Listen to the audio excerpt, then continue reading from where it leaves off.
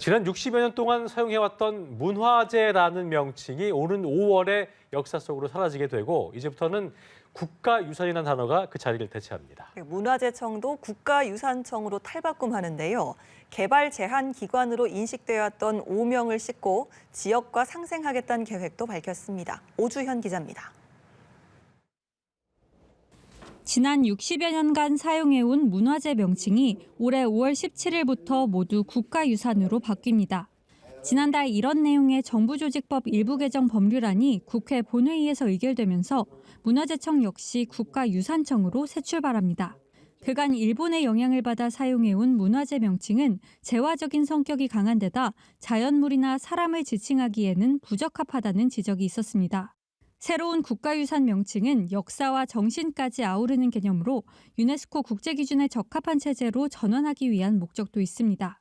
특히 문화재청은 규제기관의 오명을 벗고 우영우 팽나무와 같은 지역 유산을 발굴해 지역과 상생하는 방향으로의 정책 전환 계획을 밝혔습니다.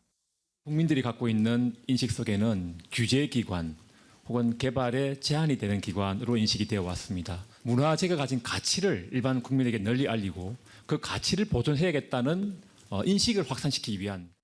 문화재청은 김포 장릉 앞 일명 왕릉뷰 아파트 공사 제한 처분을 두고 건설사와 법적 분쟁 끝에 최종 패소하는 등 지역 개발과 관련한 갈등이 끊이지 않았는데 향후 개발 관련 규제를 완화하겠다는 방침입니다.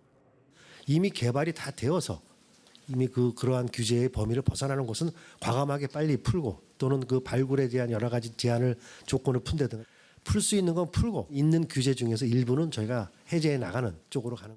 한국 근현대미술의 세계화를 저해한다는 지적이 있었던 미술품 관련 반출 규제도 완화해 1946년 이후 제작된 미술품은 별도 제한 없이 해외에서 전시 매매가 가능해집니다. 연합뉴스TV 오주현입니다.